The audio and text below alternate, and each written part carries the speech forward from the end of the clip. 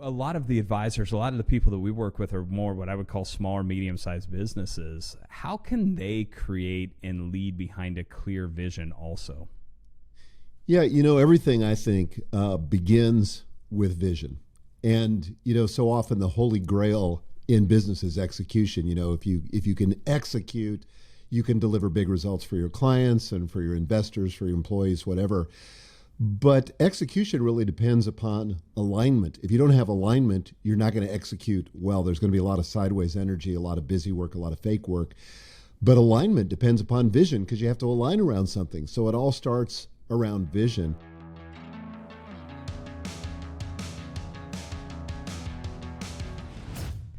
I am excited for this episode's guest, who has not only become a good friend, but also someone that's really served as a mentor to me, both in business and in life, and that's Michael Hyatt. Michael is the founder and chairman of Michael Hyatt and Company. He has scaled multiple companies over the years, including a $250 million publishing company that had over 700 employees. Then left and started his own leadership development company that's grown over 60% year over year over the past 4 years. Under his leadership, Michael Hyatt and Company has been featured in the Inc. 5000 list of the fastest growing companies in America. And in 2020, the company was named to Inc.'s Best Workplaces list, which is cool. We've been on that list. It takes a lot to get there.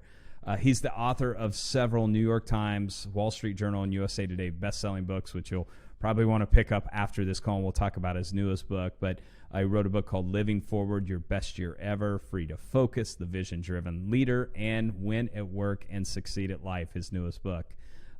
One of the things that I've admired when I talk about Michael as a mentor is he's been married to his wife, Gail, for over 40 years, has 5 daughters and 9 grandchildren. Michael, my friend, thank you for taking the time to join me on the Business of Advice podcast. Cody, thanks for having me on. It's just really fun to see you. Yeah, it's great to see you too. And like I said, I hadn't seen you in that beard yet, so that's a great new look for you. I think it's the COVID thing. A lot of guys did that, got bold all of a sudden. And even my wife likes it.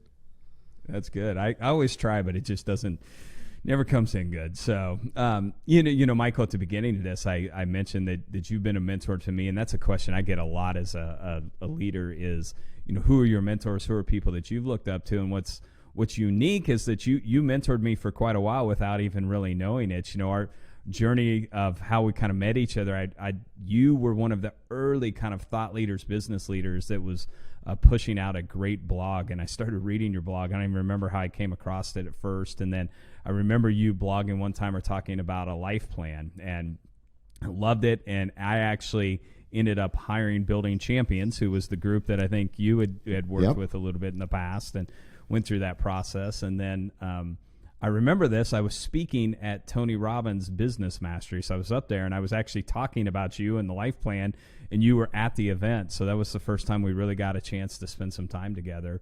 But for the people to listen to, Michael has an incredible business coaching program. So I did that for a few years. And then, you've spoken at a lot of our events over the years. I think the first one was our leadership summit that we did up at West Point. That was fun. That was a lot of fun. So it's one of those things that I think is really important. You can find mentors today that can be people that you admire. And that's really, you don't have to actually even meet them in person necessarily. So many people are putting so much great content out that you can really learn from them. And it's really what Michael's been to me. I think, both in faith, your family, your leadership, your entrepreneurship. So I appreciate all the value that you've given me over the years, and I know you're going to give a ton of value for the people listening today. Well, thanks, Cody. It's been fun working with you over the years, and I'll never forget that Business Mastery event because you called my name from the stage, and I had no idea. I about fell out of my chair, and then we met afterwards, and that was really fun. Yeah, it was, and I don't know. You were probably better than me, though, but anytime Tony gets you dancing around, that's usually when I would go to the restroom or stuff. But so you may have stuck in there. But, yeah, it was fun to actually get that, and kind of a neat coincidence. So I want to jump right in. One of your favorite books that I love. It's something we talk about all the time with our advisors as they're trying to scale the business, is that you've got to have a vision for the business. And I think even as our company scaled over the years, I think we've kind of recast vision 3 years or 3 different times over the years. But your book, The Vision Driven Leader, you talk a lot about vision. And sometimes I think it's assumed that large companies have this clear vision statement, and it's almost like corporate. A lot of the advisors, a lot of the people that we work with are more what I would call small or medium-sized businesses. How can they create and lead behind a clear vision also? Yeah, everything I think begins with vision. And, so often the holy grail in business is execution. If you can execute, you can deliver big results for your clients and for your investors, for your employees, whatever. But execution really depends upon alignment. If you don't have alignment, you're not going to execute well. There's going to be a lot of sideways energy, a lot of busy work, a lot of fake work. But alignment depends upon vision, because you have to align around something. So it all starts around vision. But it's not that difficult. Now, it is a little bit difficult because we kind of mystify it and make it sound like it's something that only certain people have. You got to be a visionary leader. You have to be able to peer into the future, almost like somebody that's, a sage or something, but it's really not true. What you have to be willing to do is to get clear on what you want. And one of the best ways to do that, and the thing that I advocate in the Vision Driven Leader, is to write it out.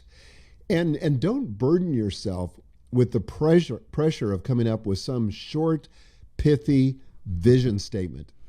I mean, first of all, even if you could do that, it wouldn't be that helpful. You need something that's more robust. And so what I teach and advocate in the book is the creation of a vision script. So a 3 to 4 page document that is very clear about what the business looks like 3 years from now, 3 to 5 years from now. It just depends on the kind of business you're in terms of the time horizon. But for our business coaching clients, for 98% of them, it's a 3-year horizon. So what does it look like in 4 areas? What does your team look like 3 years from now? What is the product or the service, that you're offering? What does that look like 3 years from now? What does the sales and marketing look like? And then finally, what does the impact look like? And in any way you want to measure that, whether it's in terms of revenue or assets invested or profit or whatever it is, whatever you measure your mark in the world, get clear about that. That drives alignment. Once you have that vision, you can get your team aligned around it, and you can begin to execute like never before. Well, that's what I've seen when advisors do this well, or any business owner, right? We kind of cater this towards advisors because that's who we work with. But I think when any entrepreneur, any business owner does this well, it's that buy-in and that alignment of the team, them being able to see what you're trying to build and how you're trying to build it, that makes a big difference. You mentioned 3 to 5 years. So one of the questions I was going to ask you is how often you think a leader should reevaluate the vision for the organization, and is there a way to tell, clearly, hey, it's time for a new vision? I think I mentioned we've probably had kind of 3 different ones over our 15-year career, but any guidelines that you would put around that? Yeah, well, I would say the first time that you create a vision script is going to be the most difficult. It's like creating the first draft of a book. I mean, it's not that intense, but the first draft is always more difficult, and it's always easier to edit. So I always recommend that the leader start by getting clear on where he wants to take the organization. It doesn't end with the leader, but it has to start with the leader. This can't be a committee exercise. So I recommend just booking a half a day to a full day, getting off campus, and getting clear just by doing a brain dump of those 4 categories, writing it down. And once you get that draft, then you come back to, say, your executive team or your leadership team or whoever you consider, your business partners, whoever you consider to be in management. And the script looks like this. You would say something like, hey, I've been doing a lot of thinking about the future. I wrote some ideas down. This is probably 70% of the way there, but I really need your help. You're speaking to your team now. I really need your help to polish this and to get it right, because I've probably left out some things, or I probably have some things that are not quite right. So then once you have that preliminary document, then what we recommend is that you revisit it at least once a year. We do it as the very beginning of our strategic planning process every fall. It's not the only time that we look at the vision script, because you've got to keep that vision script visible if it's going to provide tactical guidance in the decisions that you're making, week to week. So we have other ways to keep it visible, including at our quarterly training. We read through the whole thing to the team. We use it in decision making. When we're considering a new product or service, is this congruent with the vision? So it acts as a big filter. But again, just to answer your specific question, once a year we look at it and we say, okay, do we see anything else that needs to be added? Anything that needs to be tweaked? Anything that needs to be massaged in some way? So, for example, this last year, we got very serious about being more aggressive with diversity, believing that the diversity creates a big advantage for companies that have it in terms of innovation and all the the science and the research we've read on it. So we added that to the vision script. Do you ever completely overhaul the vision? Like, as you even look through the growth of the businesses that you've led, has there ever been a time where you're like, it's time for a whole new vision for what this company will become? And if so, how did you come upon that? Well, I think you're raising a good point, because I think that vision is never a one and done thing. It's always a work in process. And so you're trying to articulate what you see from your particular vantage point right now. But a year from now, you're going to be in a different position. Mm-hmm. And, I've been in a situation before, you probably have too, where, you drive up to what looks like, a mountain range, and you get to the top of it and you realize that there's another mountain range beyond that. And so I think that's how it is in vision. There's certain things you can't see from where you are right now, but give it a year, give it 2 years, you'll see all kinds of different possibilities.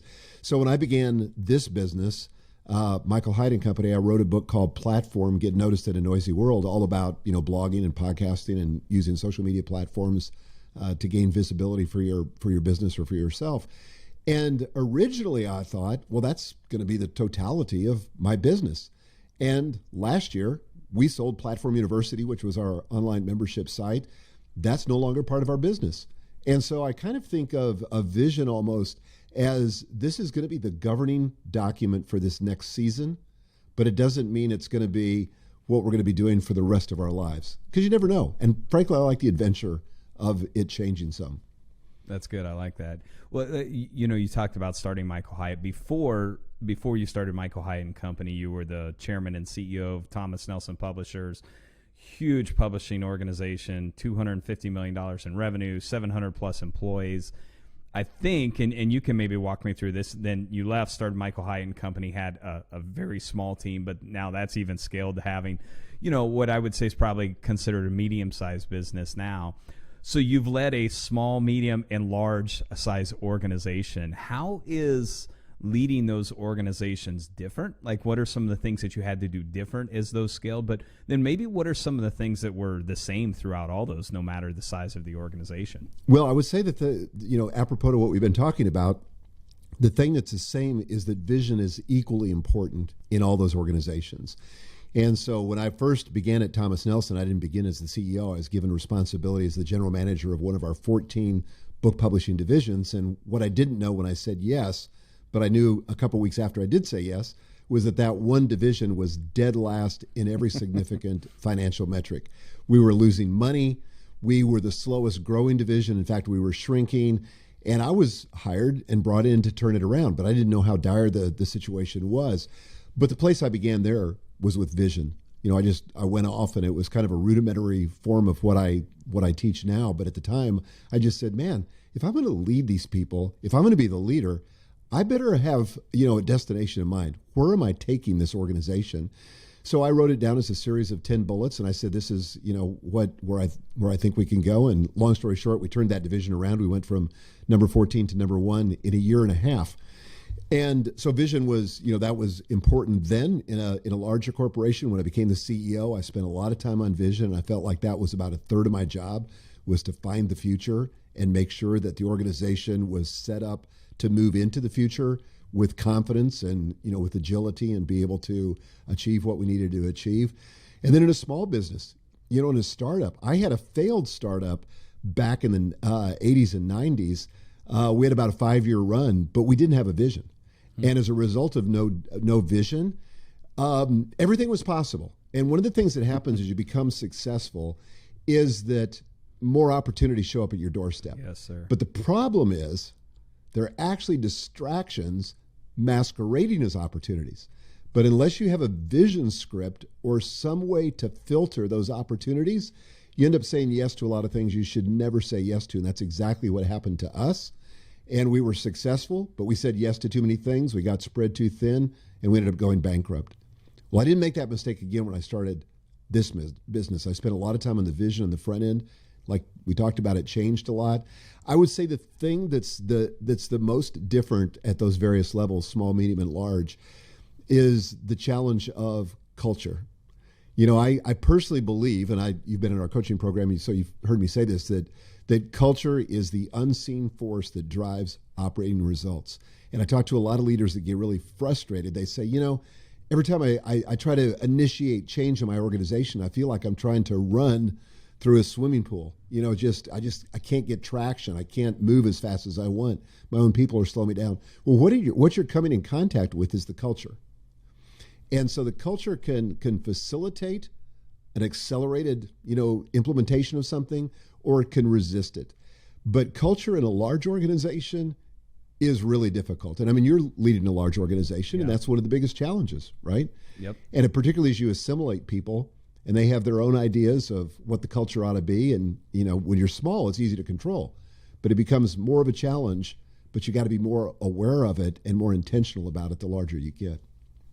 Yes, we've gotten larger. I see that. I tell people I spend probably 10 times as much time on our culture today as I did, even when we were starting, because everyone's around you. It's it's a more organic thing. Now you have to be very purposeful and in one, not losing the culture, knowing that it's, grows and changes a little, but you spend a lot more time on it. Hey, this is a completely side note. You said something, and I don't know why it made me think this question, but you've told me the story before, at Thomas Nelson. You've published a few of my favorite authors, Andy Andrews, who's probably my all-time favorite, but you also, in a way, were, I don't know, this may be saying a little too much, but you published Dave Ramsey's book, and I think his book was one of the things that really, put his career path on this huge trajectory that's turned into just this massive organization now too, especially in the financial services. But I don't know if there's a cool story around there, but what I was going to ask you, and this is the question that triggered, is, we tell our advisors all the time, one of the things you have to do is write a book. Yeah. It's just a huge, so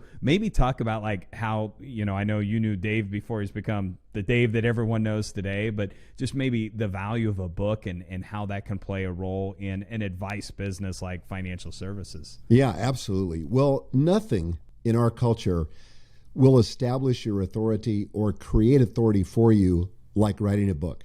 Not a PhD, not being, super popular and have a lot of followers. Having a book, there's just something about our culture that if you've written a book, people assume that you're an authority. Yeah. So I do have a funny story about Dave Ramsey. So when I first met Dave, he was broadcasting in downtown Nashville, where I live, and he was only on one station here.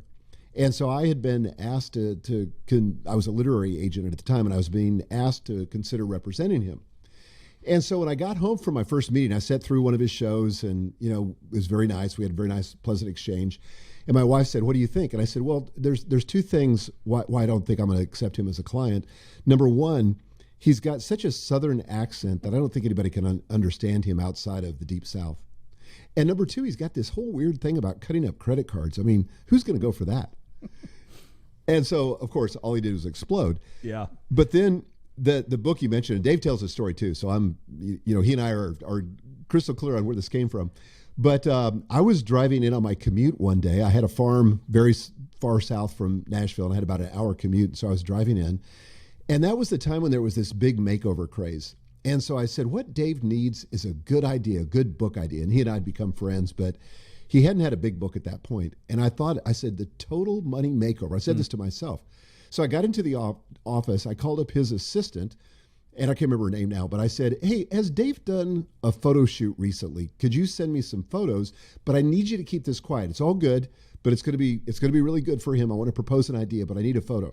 So she said, "Yeah, we just finished one last week." She sent me over a photo of Dave. We mocked up a cover with that title, The Total Money Makeover, and we put together like a 30-page proposal of what we thought the content should be and what we thought the marketing should be. Well, Dave's head exploded when we presented it to him, and he said, "I want to make a presentation to you." And I said, "Okay." So he came back to our office about 2 weeks later, and he presented with his entire team this unbelievable marketing plan I'd never seen the likes of anything like Huh. it. So we were both super jazzed.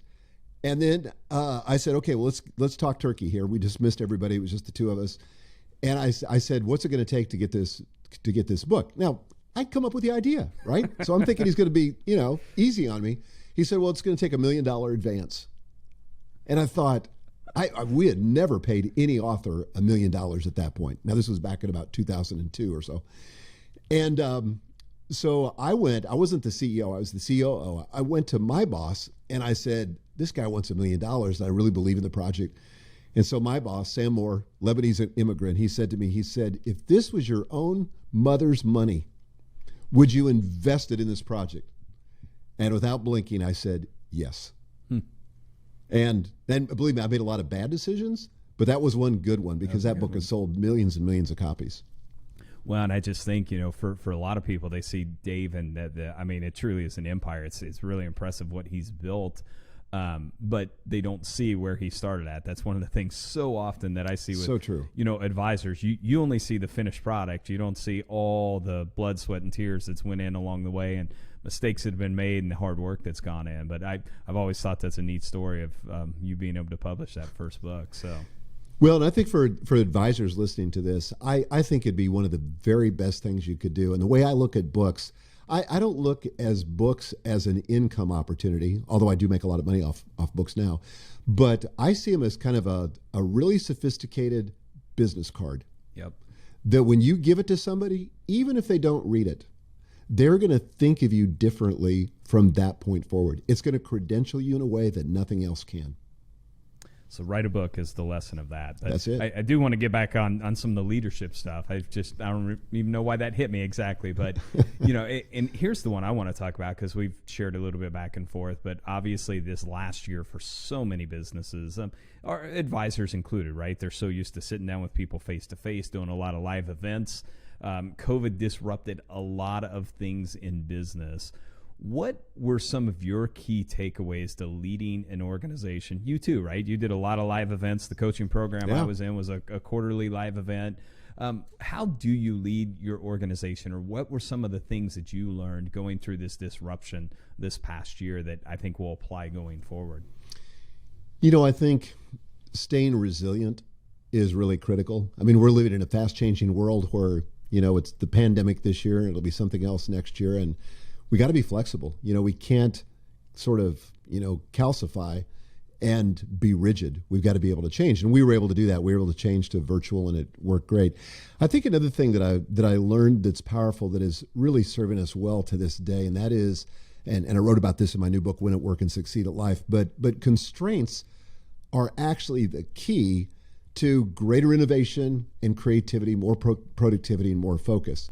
So just to give you an example, just a little bit of story, 2 weeks into the pandemic, like a lot of companies, we had many young parents, employees who now suddenly had no childcare, no nannies, no school, kids were all underfoot. They're trying to, work from home, and, it was just chaos and a lot of stress. Everybody's under a lot of stress. So we got together with our executive team and we said, what about just as an experiment? And by the way, this is kind of one of our secrets too, is we frame up everything as an experiment because it's easier to sell internally, and it also gives you a chance to back out of it if it doesn't work. So we said, what if as an experiment, we went from an official 8-hour workday to a 6-hour workday, and we didn't dock anybody's pay, but let's just see if we can maintain the same level of productivity. So we got together about a month later with the executive team, and we said, okay, how's it going? We've been doing this 6-hour-a-day thing. What's happening? And everybody said, man, it feels like, maybe we're deceiving ourselves, but it feels like we're actually more productive. What? So we said, let's let it ride through the summer. Again, we'll keep it as an experiment, but let's go through the summer with this 30-hour work week and see if we can stay on track in terms of our financial targets, and we're very aggressive with that. And we got to the end of the summer, we're on track. We're on track to have the biggest year we've ever had. And so in our strategic planning, we made it an official thing and to this day, we're working a 30-hour work week. But here's what happened, Cody, that's really a lesson from COVID, but has been very helpful. If you don't have any constraints, your work is going to fill up the time that's allotted for it, right? Parkinson's law, time or work fills to the time allotted for it. Hyatt's corollary to that is that work or that your work will be constrained by the time you allow for it, and you'll still get just as much done. So, that Friday before you go on vacation, how uber productive you are because you have a hard deadline. And when you have a constraint, a hard deadline, just a time that you're going to finish work, at the end of the day, it forces you to make better decisions, to prioritize, to stay focused, and to avoid distractions. And that's how I'm working now.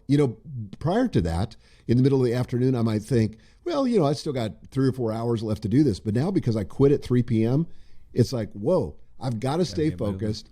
I got to knock this work out. So that's been a surprising and counterintuitive lesson. That's good. Speaking of COVID, I think one of the things we're seeing is there is at least this, it feels like things are returning to some sort of normalcy. I was in Nashville probably a month ago. We had our first live event there, and it was packed. So it looked normal in Nashville again, but I think everywhere you're starting to see that. But, one of the things I think we're seeing, and I hear other people talking about, is like just this last year of stress and disruption has kind of caught up to some of their people, and people are just worn out. I was listening to a podcast you did, and you talked about a culture of celebration. Maybe explain what that means, what a culture of celebration is, and how you've seen that benefit different companies that do or employ like this culture of celebration. One of the things that I think often happens to leaders is we get very trained to look for problems, right? And so we're always seeing the gap. And Dan Sullivan, who's been a coach of mine in the past, talks about the gap versus the gain. And, in any given situation, when you accomplish a goal, you can focus on how far you fell short or how far you've come. And this isn't, Pollyanna kind of thinking, but it's realistic kind of thinking. I think sometimes we're too hard on ourselves, and we're especially too hard on our people. And if people don't feel like their work matters, and that if they don't feel like it's being seen and acknowledged, they kind of give up. This is why you see such vast lack of engagement in so many organizations, because people don't get the benefit of winning. One of the great things about playing on a sports team is, first of all, somebody's keeping score, so everybody knows what the score is, which is why I advocate, open book management and letting the team know what the score is. But second of all, teams celebrate their wins.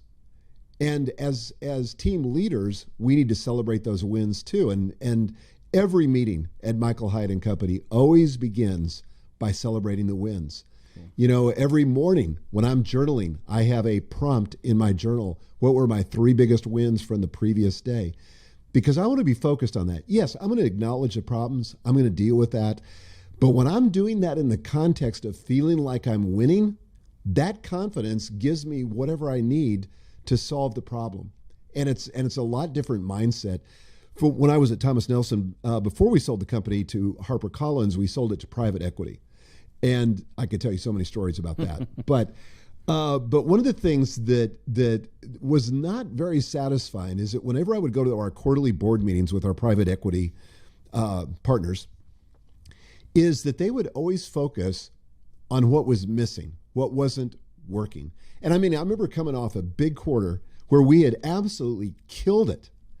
And the first thing they said, I started to, my team was recounting, just sort of reliving some of the victories of that past quarter.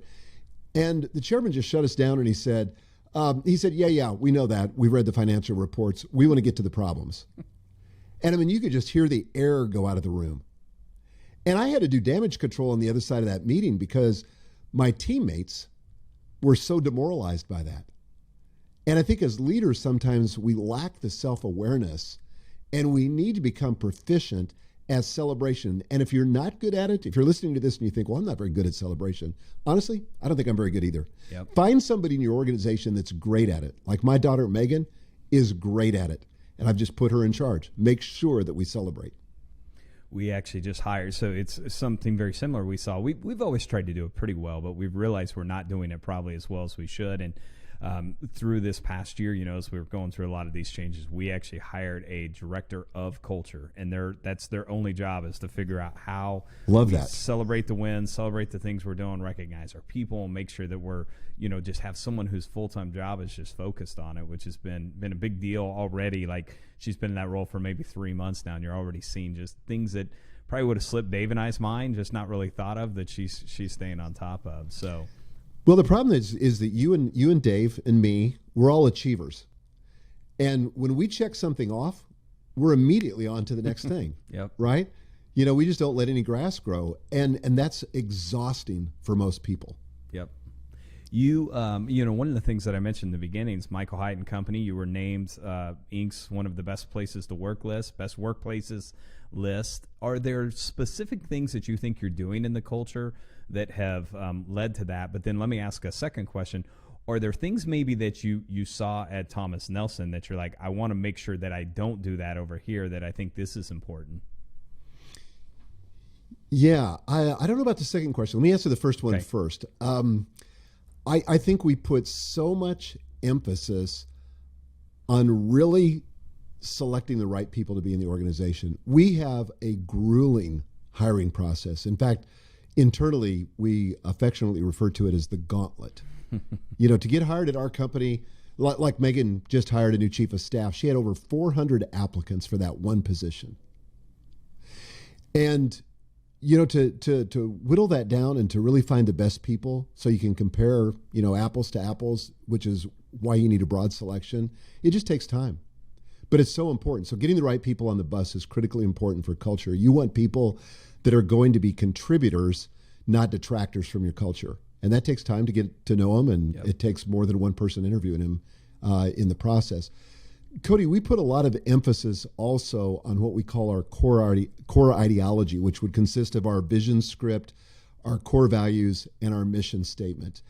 And we create a lot of visibility for that core ideology so that it's operational. It's not just a plaque in the lobby, but this is stuff that we're talking about all the time, we're living all the time. Like our core values, for example, we do core value awards every year where we give an award to one of our employees that best exemplifies that core value, and we have 8 of those core values.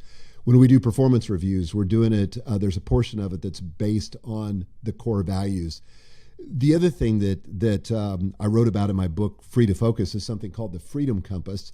And the whole premise of that book is that you can be more effective in your work and more efficient in your work.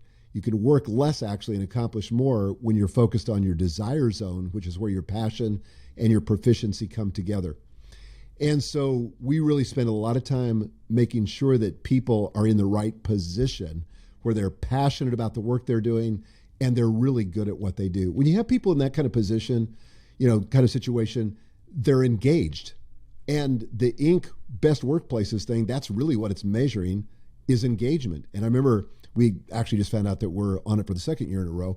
But and I haven't seen the final score, but in the first one, our engagement was like 98 and change percent, which almost never happens in organizations.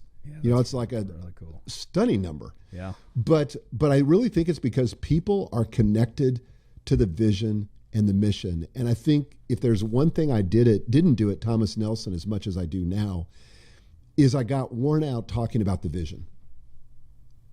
And I think that happens to a lot of leaders. And one of the things Andy Stanley says, who's another leader that I really admire, he says vision leaks. And it does. It's like a bucket with holes in it. And as the leader, your job is to continually push the vision or continually fill that bucket full of fresh vision, because people lose sight of it. They're in the battlefield of trying to make business happen, and they forget the context of the vision and what it is that you're about and how you're really helping customers and how you're making a difference in their life. So as the leader, you got to pour that vision into people constantly. And I did have an executive coach that said to me, she said, when you're tired of talking about the vision, you feel like, you just almost want to gag when you talk about the vision. She said, you're about half done. She said, don't stop. And I think that's right. That's good. I love that core values, like an award around that annually. So I wrote that down. We're going to start doing that. That's a great idea. Good. So, awesome. And then we are, a little off topic, you mentioned Andy Stanley, who's very similar to how I explained you in the beginning, how you became a mentor, even though we'd never met. I think Andy is another one of those I would put in that list. We're actually, I think, going to have him speak at our leadership summit this December in Atlanta. Great. So you had made that connection for me last year and didn't work out with COVID, but hopefully maybe if Andy listens to this will push him, over the edge, and he'll agree to speak there. So it would be awesome. But just another leader that I admire a lot too. All right, so shameless plug a little bit. Let's talk about the new book. So you sent me a copy of this, Win at Work and Succeed at Life. One of the things that I think is really important here, it's one of the things I've most admired about you, back to when you wrote the blog about the life plan. It was that you can build a business or a life where your work and your life work in partnership, not in opposition to each other. And I think this is a concept that everyone likes to hear, but a lot of people don't do. So what is needed to accomplish this, what I think you kind of refer to as a double win in the book? Yeah, well, let me tell you a story, Cody, and I opened the book with this story, but I talked about turning that division around at Thomas Nelson, and we went from number 14 to number 1, and as a result of that, I got the biggest bonus check I'd ever received in my career up until that point, and it was more than my annual salary, so I could not wait to get home to share it with my wife, Gail, because I felt like that was going to validate all the hard work that I'd put in. I was working 70 to 80 hours a week. I had foregone vacations. To be honest, I wasn't taking care of myself, but I thought, it was all worth it because look. So I, drove home, had the check in hand, bounced through the front door, showed it to her, and she wasn't that impressed. And in fact, she said to me, honey, we need to talk. And I mean, just, my heart sank because I knew that this was going to be one of those consequential conversations. So we walked into the den, sat down, and she began to tear up. And she said to me, first of all, I love you, and I so appreciate all that you do for our family. I don't take that for granted.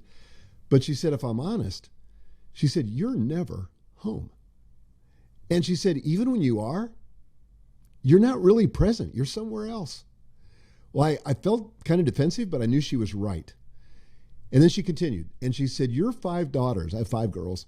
She said, your 5 daughters need you now more than ever. And it's like, Dad's not here. And then she began to cry. And she said, I feel like a single mom. And she said, I honestly don't know how much longer I can hold on. And in the book, and I wrote this book with my oldest daughter, Megan, who lived through that and is now the CEO of Michael Hyatt and Company.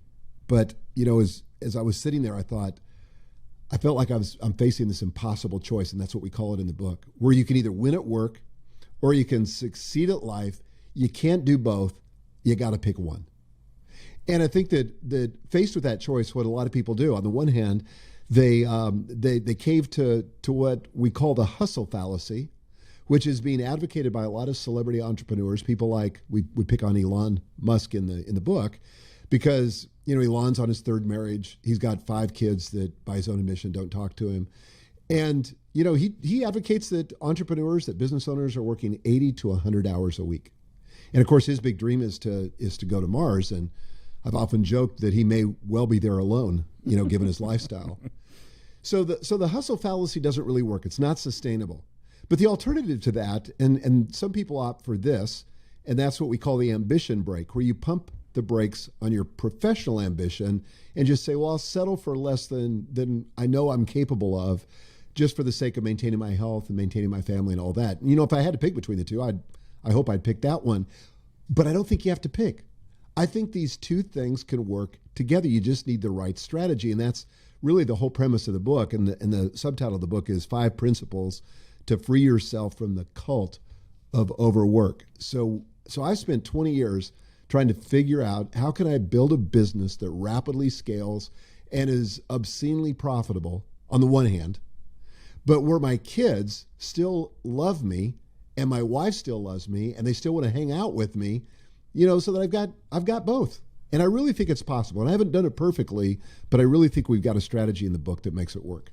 Yeah, you've done it very, very well. It's one of the things I've admired. And Thank as you you. said that, I can't help but think of the Bible verse, what does it benefit a man to gain the world but lose his soul? When you walk in with a big bonus check and your wife tells you that's a wake-up call. One of the things you said in the book that just kind of jumped out to me, and ask you, maybe you can even preview a few of the things in it, but you said, if we're not careful, our identity and self-worth can become so enmeshed in our role and the accolades of achievement that our life lacks meaning without that.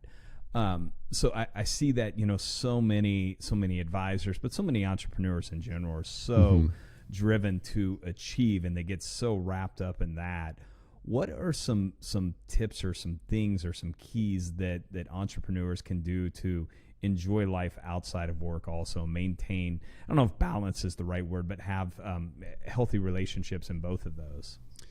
Yeah, just another quick story, and then I'll answer that question, but it kind of sets it up.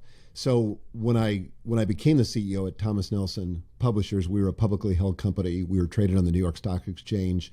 And the day after I was voted in by the stockholders, and there was a big article in the Tennessean, which is our local paper and all that, the former CEO, my predecessor, walked into the office. He was now the chairman. He sat down with our CFO, and he looked at him with this kind of puzzled look on his face. And he said, if I'm not the CEO, who am I? That was a profound question about identity. And I think a lot of entrepreneurs, business owners, business leaders get so wrapped up. The only thing they've got going in their life is their work, and their identity is meshed with it. Mm-hmm. And you see this when, somebody gets laid off, or somebody loses their business, or they retire and they don't know what to do with themselves because they're overdeveloped in one area of their life and underdeveloped in all the other areas of their life. And so one of the things that Megan and I talk about in this book is the fact that we've got to recognize the fact that life is multidimensional. Work is one way to orient our lives, but it's not the only way. And it's very seductive because work provides a lot of pleasure if you enjoy your work. It's where you get rewards, where you get accolades, where you feel confident, where your progress is measured. All this juice that comes to us from our work. But if we don't develop these other areas of our life, then we put too much pressure on the work.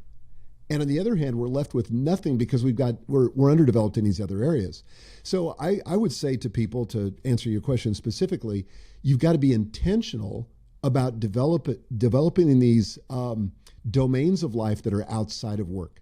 And it will actually make you more effective at work. And we quote the science and the research in the book that proves that. If you have hobbies, for example, that develops part of your brain that doesn't get developed in your work, but which can actually be used in your work to give you out-of-the-box ideas, innovative thinking, creativity.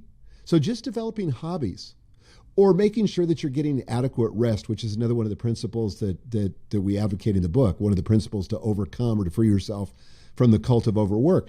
So I think most entrepreneurs see rest, for example, as a reward for hard work.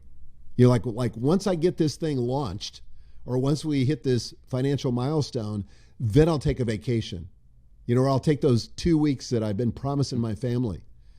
And what I would say, and again, based on the science and the research which we have in the book, that rest is the foundation of productivity. It's not the reward for productivity.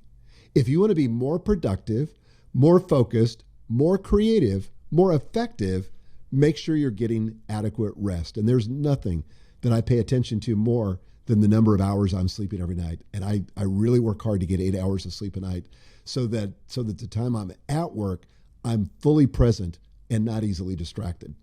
Does that make sense? That makes a huge difference for sure. It's it's interesting. This will be kind of old school for you probably too. I remember this vividly when I went through the Building Champions program. The first thing they do, I flew up to Oregon and went to that great resort where they host you at, and the first thing they sent me out to do was to write your obituary, the eulogy that you would want read. And it just, what I remember, about that, because our business was growing and successful, and a lot of accolades were around the business success we'd had. and I didn't write anything about the business. In the eulogy I would want read, and it was just a way to bring, those things that are really, really important. Not to say, but on the flip side, I've also seen the impact that our business can have on, the people that work here, on the advisors we work with, and then even on our community. So there's this balance and importance to both of those, but it's just really trying to navigate those.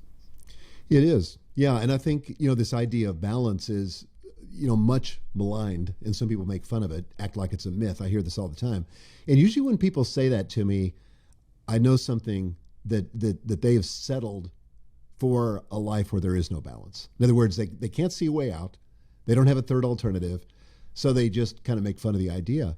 But they also misdefine it, right? So balance does not mean that you're giving equal time and attention to every domain of your life. Yep. It means you're giving the appropriate amount of time and attention to every domain of your life. So this morning, for example, I was in the gym for 45 minutes. I'm working today. I work a 6-hour workday. I'm working for 6 hours. I don't need to work in the gym for 6 hours so that I have balance. That would not be healthy. I don't need to spend 6 hours a day with my wife. She doesn't want that. I might want it, but she doesn't want that. But it's spending the appropriate amount of time, making sure that every domain of our life is given the appropriate amount of time and attention. When you talked about it before with the business that you had that failed, I think one of the other things I see when people talk about balance is a lot of times they're saying yes to things that they shouldn't be saying yes to. So one of the things I always try and do is say no to things that aren't important in what I'm trying to accomplish, so I can make sure that I am spending the time, here at work with my family, those things, because the more successful you become, the more opportunities and the more requests on your time there will be. So getting really, really good at saying no to things that aren't, part of what you really want to be good at is important also. Yeah, I remember Warren Buffett has some famous saying where he talks about the difference between successful people and really successful people. I don't know if you've seen this quote. He says the difference between successful people and really successful people is that really successful people say no to almost everything. Yeah. It's it's kind of a sad reality, but there's a trade-off. Every time you say yes, you're implicitly saying no to something else. And every time you say no, you're implicitly saying yes to something else. So you got to be clear on what your yeses are and how many of them you got to spend. Here's one other quick question I'll ask you about the book. Then I want to ask you these lightning round questions because we've had you on here for a while now, and I want to be respectful of your time. One of the things that I've heard, and I've even seen with our own team here, is as more and more people were, working from home, is that these boundaries between work and home became very, very blurred throughout their day. I would kind of send something, not mean, but I would just sometimes once in a while I'd see an email come through from an employee at 9:30 at night, and I would say something to them the next day. One of the things you talk about in the book is setting boundaries and constraints on kind of your work and your day. I know I see this a lot with the advisors we work with. They can work into the night. A lot of times they may work with their spouse. They bring that work home with them. How do you go about setting really good boundaries that separate out kind of your work from the rest of the things in your day? Well, it's actually profoundly simple. And I'll give you the example that happened to me. So when I found myself in that conversation with Gail in the den, I knew I needed help. And so I didn't know how to get cured of my workaholism. So I hired an executive coach. It happened to be Daniel Harkavy, with whom I wrote Living Forward. He's the founder of Building Champions. And so Daniel said to me, he said, well, let me just see if I understand. We'd been talking for a couple of hours, and he said, let me see if I understand. He said, you don't seem to have any boundaries on your workday. So he said, my guess is that you get to the middle of the afternoon and you realize that you're not going to finish your work. You're not going to get your to-do list done by the end of the day. So you say to yourself, no problem. I'll go home, have a quick bite to eat with the family, and then I'll crack open the laptop and just keep cranking. And I said, that's exactly what I do. And he said, my guess is you get to the end of the week and you think to yourself, no problem. I can go to the office on Saturday morning or I can go on Sunday afternoon. And I said, that's exactly what I do. And he said, my guess is that on your vacations, you probably see that as an opportunity to really work on that project from work that you haven't been able to get to at work. And I said, yes. He said, okay, I want you to put some boundaries around this stuff. He said, when are you willing to end the day? And he said, I want you to give me a time. I don't care what it is, but give me a time when you're willing to quit and you're not going to crack open your laptop till the next morning. So I thought about it for a second. I said, okay, 6 p.m., which seemed like a stretch, right? But was super helpful.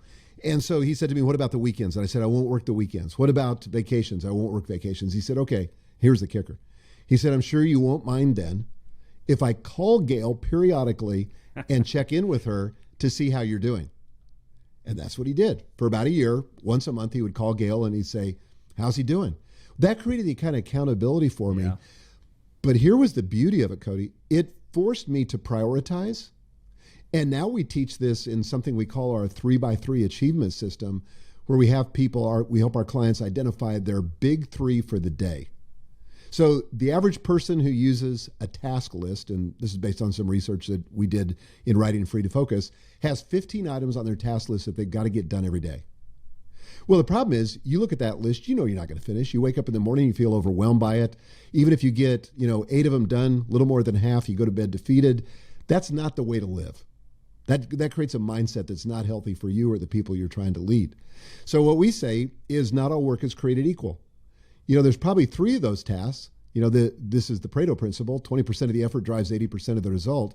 20% of 15 is 3. There's probably 3 of those tasks that will really move the business forward, that will really deliver meaningful results. So identify those on the front end and declare victory when you achieve them. So that's what I do every day. Sometimes I can get them done by noon.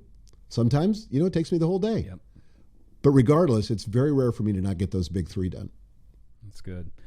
All right, buddy. I know we've had you on here for a while. I have these lightning round questions, for lack of a better term, but I've always said these are questions that I would want to ask other successful people. So since I have you here, I'm going to ask them. So this is as much for me as it is for everybody who listens to this too. But here's the first one. What lesson or lessons did you learn this past year in 2020 that you know that you will carry forward for the rest of your career or maybe even life, depending upon, if it was a business or personal lesson? This is kind of a funny lesson about being in person. I think I value being in person with my clients now more than ever before. Yeah. But the other side of the coin is I realize that I can do things that are not in person and still get about 85% of the value. Does that make sense? Yep. So traveling, for example, there's some meetings that I can have. Well, good example. My financial advisor, he lives on the other end of town, but it's 30 minutes in the car each way. And for me to meet with him over Zoom, just as effective. I don't need to see him in person. If I see him once a year in person, great. But that saves time for him, saves time for me. It's interesting. We've had a lot of conversations around this of not overdoing it one way or the other based on what we've seen this past year, because and you spoke to financial advisors. I've told a lot of them this, like if you're meeting a new prospect for the first time, I would get back to meeting that person in person. Yes. But if you're doing a quarterly review with your existing clients that have been with you for a while, what I think they've all found is that, Zoom or a virtual meeting, it's more efficient for everybody, especially in, Nashville with the traffic. Like much easier for you just to pop on 15 minutes, you get what you need to get and they can communicate things going on. So I think there's going to be this really healthy, I'm not one that believes everything's going virtual, but I don't think we should just return to how things were. Let's figure out where we can create some efficiency in there. So that's a really good one. Okay, second question. If you could narrow it down to one thing, just one thing, what is the one thing that you did that took you from being a good business owner or a good leader to being a great business owner? I think really cultivating self-awareness. I think for the clients that I serve and the business leaders that I observe, I think that's a missing component. A lot of them are just not self-aware. They don't realize that they're leaving a wake in their path. And it could be a good wake or it can be a bad wake, right? And so I think self-awareness is a superpower for those who have it, because it connects you to people and it really gets something from people that you can't get it in any other way. And I don't mean this in a manipulative way, but if you're going to have a business that's going to have a stellar culture where people don't want to leave, where people are dying to get in the door and come to work, you've got to have something that engages their heart. And as a leader, you got to be self-aware enough to see people, to recognize them, to notice them, to compliment them, to reward them. And that takes self-awareness. That's good. What are you doing this year to drive your own personal growth? I'm a huge believer in coaching. And it's so second nature to me now that whenever I'm trying to learn something that I don't know how to do, I hire a coach. And I used to hire coaches where I had like an executive coach on an ongoing basis. Now I hire more, special project coaches for something I'm trying to learn. Yep. So like this last year, we were involved in selling one of our divisions. And so I hired a guy to coach me through that process. And it was hugely helpful. But at the same time, I just hired a guitar teacher, because I'm trying to develop in that area. So I just think you can go further, faster with a coach. The hard way to do it, the slow, stupid way to do it is to try to figure it out on your own. The best way to do it is find somebody who's already been to the mountain, let them be your Sherpa, and let them guide you because they know where the pitfalls are, and they know the fastest way to get from the bottom to the top. That's good. Is it easy to find a guitar coach in Nashville? Yeah, it's pretty easy. You can basically throw a rock from here and hit 10. I'll bet. Okay, two final questions. This one, I know you're a big reader. What is the one book that you recommend most to other entrepreneurs and leaders? I still go back. People have asked me this question for 20 years, and I still go back to the same thing, 7 Habits of Highly Effective People, Stephen Covey. Great one. Okay, final question. What is the best piece of advice that you've ever received? It can be business, it can be life, whatever it is. It's this, and I don't even remember who gave it to me, but I think about this all the time. You're not as smart as you think you are, but you have more potential than you can imagine. That's good. I love that. Well, buddy, Michael, you've been gracious with your time and just sharing so much value. I'm sure everyone who listens will see why you've been a great mentor for me over the years. As we kind of wrap up, what can people do to connect with you, whether it's online? Obviously, I think they can pick up the new book probably about anywhere. I think Amazon's where most people buy it now. But just if you wouldn't mind, give people how they can connect with you, and you push so much great content out as it is. Thank you. Well, the one-stop shop is Michael Hyatt, and it's spelled just like the hotel, michaelhyatt.com. Go there. But for the book also, we've got a bunch of bonuses related to it. And if you go to winandsucceedbook.com, then you'll be able to find those bonuses. You just turn in your receipt from wherever you bought it, and you'll get all the bonuses, about $500 worth. So do not go to Amazon. Go to winandsucceed.com. Is that what it was? Winandsucceedbook.com. Winandsucceedbook.com to get the bonuses. So it's another great book. You just keep pumping out some incredible value with the books that you're writing. So I appreciate you taking the time. For everyone who listens, if you enjoyed this episode of the Business of Advice podcast, hit subscribe. Join us on Facebook, Twitter, LinkedIn. You'll be the first to know about new episodes. And if you would, go leave a review so other people know this is a valuable use of their time. Michael, it's always great to see you. I appreciate you always being so open to sharing and the incredible value you provide. And I think more importantly, the way that you do it. So thank you. Oh, thank you, Cody. Great to be with you.